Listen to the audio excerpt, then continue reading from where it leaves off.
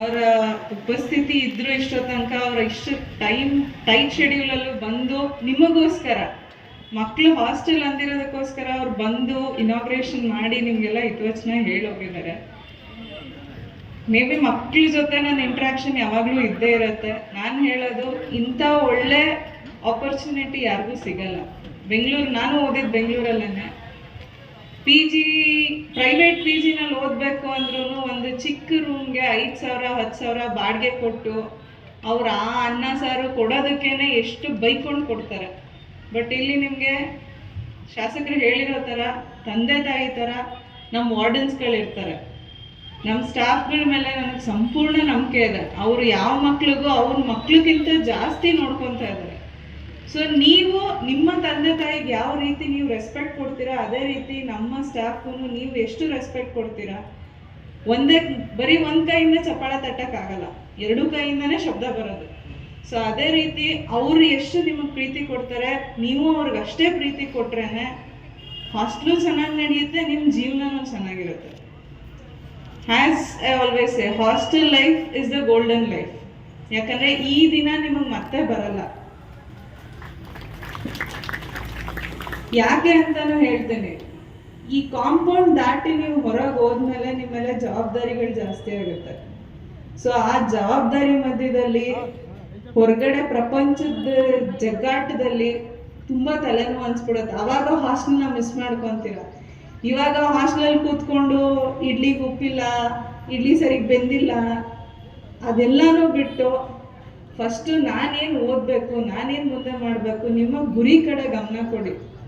ನಿಮಗೆ ಒಳ್ಳೆ ಊಟ ಹಾಕೋದಾಗಲಿ, ನಿಮ್ಗೆ ಒಳ್ಳೆ ಫೆಸಿಲಿಟಿ ಕೊಡೋಕ್ಕಾಗಲಿ ಸರ್ಕಾರ ನಮಗೆ ಸಂಬಳ ಕೊಡ್ತಾ ಇದೆ, ನಮ್ಮ ಸ್ಟಾಫ್ಗಳಿದ್ದೀವಿ, ನಾವೆಲ್ಲರೂ ಇದ್ದೀವಿ. ನಮ್ಮ ಕೆಲಸನ ನಾವು ನೀಟಾಗಿ ನಿಯತ್ತಾಗಿ ಮಾಡ್ತಾನೆ ಇರ್ತೀವಿ. ನಿಮ್ಮ ಕೆಲಸನ ನೀವು ಮಾಡಿದ್ರೆ ಮುಂದೆ ನೀವೊಂದು ಒಳ್ಳೆ ಪೊಸಿಷನ್ಗೆ ಹೋಗ್ತೀರಾ, ಒಂದು ಒಳ್ಳೆ ಸ್ಥಾನಮಾನಕ್ಕೆ ಹೋಗ್ತೀರಾ. ಯಾವತ್ತೂ ನಾನು ಹೇಳೋದು ಒಂದೇ, ನಮ್ಮ ಹೆಸರು ಯಾವತ್ತೂ ನಮ್ಮ ತಂದೆ ತಾಯಿಗೆ ಒಂದು ಪ್ರೌಡ್, ಒಂದು ಹೆಮ್ಮೆ ತರಬೇಕು. ಇಂಥವ್ರ ಮಕ್ಕಳು ಈ ಥರ ಆಗಿದಾರಪ್ಪ, ನನ್ನ ಮಕ್ಕಳು ಮುಂದೆ ಈ ಥರ ಆಗಬೇಕು ಅನ್ನೋ ಥರ ಇನ್ಸ್ಪೈರ್ ಮಾಡಬೇಕು ನಾವು ಬೇರೆಯವ್ರಿಗೆ.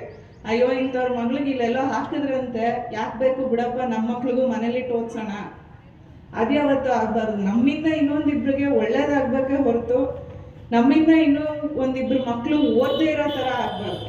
ನಾನು ನಿಮ್ಮಲ್ಲಿ ರಿಕ್ವೆಸ್ಟ್ ಮಾಡೋದು ಒಂದೇ, ನಿಮ್ಮ ಲೈಫ್ನ ನೀವು ಚೆನ್ನಾಗಿ ಮಾಡ್ಕೊಳ್ಳಿ. ಅವ್ರು ಯಾರೋ ಎಲ್ಲೋ ಹೋದ್ರು, ಅವ್ರೇನೋ ಮಾಡಿದ್ರು, ನನ್ನ ಫ್ರೆಂಡ್ ಹತ್ರ ಗಾಡಿ ಇದೆ, ನನ್ನ ಫ್ರೆಂಡ್ ಹತ್ರ ಬೈಕ್ ಇದೆ, ನಮ್ಮಪ್ಪ ಯಾಕೆ ನನಗೆ ಕೊಡ್ಸಲ್ಲ, ಅವರೆಲ್ಲ ಟ್ರಿಪ್ಗೆ ಹೋಗ್ತಾರೆ, ನನ್ನ ಹತ್ರ ದುಡ್ಡಿಲ್ಲ, ನಾನು ಹೋಗೋಕ್ಕಾಗಲ್ಲ. ಅದೆಲ್ಲನೂ ಬಿಟ್ಟು ನಿಮ್ಮ ಹತ್ರ ಬುಕ್ಸ್ ಇದೆ, ಬುಕ್ಸ್ ಇಲ್ಲ ಅಂದರೂ ಲೈಬ್ರರಿ ಇದೆ, ಲೈಬ್ರರಿನಲ್ಲಿ ಬುಕ್ಸ್ ಇರುತ್ತೆ, ಅದನ್ನು ತೆಗೆದು ಒಂದು ಸ್ವಲ್ಪ ಓದಿ. ಪ್ರಪಂಚ ಇಲ್ಲಿಂದ ಹೊರಗೋದ್ಮೇಲೆ ಭಾಳ ಕಷ್ಟ ಇದೆ, ಎಸ್ಪೆಷಲಿ ಹೆಣ್ಮಕ್ಳಿಗೆ. ನಾನು ಒಂದು ಹೆಣ್ಣಾಗಿ ಹೇಳ್ತಾ ಇದ್ದೀನಿ, ನಮ್ಮದೇ ಆದಂಥ ಐಡೆಂಟಿಟಿ ಇರೋದು ಭಾಳ ಮುಖ್ಯ ಲೈಫಲ್ಲಿ. ನಾವು ಇಂಥವ್ರ ಹೆಂಡತಿ, ಇಂಥವ್ರ ಮಗಳು ಅಂತ ಹೇಳ್ಕೊಳ್ಳೋಕ್ಕೆ ಹೆಮ್ಮೆನೆ. ಬಟ್ ನಮ್ಮದು ಒಂದು ಹೆಸರು ಮೇಲ್ಗಡೆ ಇಂಥವ್ರ ಅಪ್ಪ ಅಂತ ಇಲ್ಲ, ಇಂಥವ್ರ ಅಮ್ಮ ಅಂತ ಹೇಳೋದಕ್ಕೆ ಅವ್ರಿಗೂ ಪ್ರೈಡ್ ಅನಿಸುತ್ತೆ. ಸೊ ಆ ಕಡೆ ಗಮನ ಕೊಡಿ ಫಸ್ಟ್, ಅದು ಲೈಫಲ್ಲಿ ಇಂಪಾರ್ಟೆಂಟು. ಚಿಕ್ಕ ಪುಟ್ಟ ತಪ್ಪುಗಳು ಇಲ್ಲ, ಚಿಕ್ಕ ಪುಟ್ಟ ಇದು ಇದ್ದೇ ಇರುತ್ತೆ. ಇವಾಗ ನಮ್ಮ ಮನೆಯಲ್ಲೇ ಅಮ್ಮಂದಿರು ಅಡುಗೆ ಮಾಡೋಕೆ ದಿನ ಒಂದೇ ಥರ ಇರುತ್ತಾ? ಇಲ್ಲ, ಏನೋ ಒಂದು ಸ್ವಲ್ಪ ವೇರಿಯೇಷನ್ ಇದ್ದೇ ಇರುತ್ತೆ. ಅದು ನಾವು ಅರ್ಥ ಮಾಡ್ಕೊಬೇಕು. ಆ ಪೇಷನ್ಸ್ ನಿಮ್ಮಲ್ಲೂ ಇರಬೇಕು.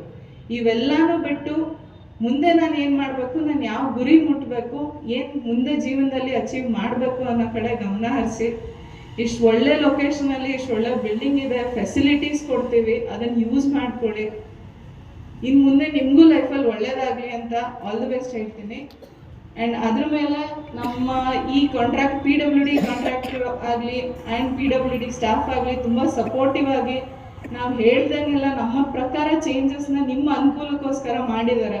ಎಲ್ಲರೂ ಹೇಳಿದ್ದು ಒಂದೇ, ಹಾಸ್ಟೆಲ್ ಮಕ್ಳಿಗಲ್ವಾ ಮಾಡೋಣ ಬಿಡಿ ಮೇಡಮ್, ಹಾಸ್ಟೆಲ್ಗೆ ಹೋದವ್ರಲ್ವಾ ಮಕ್ಕಳಲ್ವಾ ಮಾಡೋಣ ಬಿಡಿ. ಸೊ ಎಲ್ಲ ಸಪೋರ್ಟ್ ಕೊಟ್ಟಿರೋದಕ್ಕೆ PWD ಇಲಾಖೆಗೂ ನನ್ನ ಕಡೆಯಿಂದ ಧನ್ಯವಾದ ಹೇಳ್ತೀನಿ.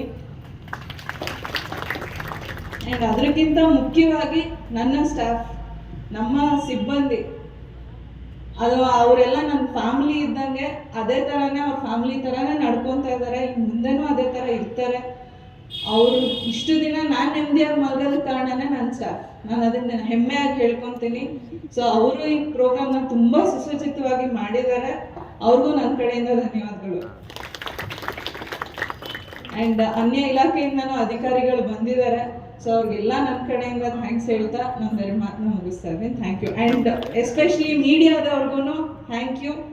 ನೀವಿದ್ರೇ ನಾವೆಲ್ಲ ಎಚ್ಚರಿಕೆಯಿಂದ ಇರ್ತೀವಿ. ಥ್ಯಾಂಕ್ ಯು, ನೀವು ನಮ್ಮ ಎಚ್ಚರಿಕೆ ಗಂಟೆ ಆಗಿ ಇರೋದಕ್ಕೆ.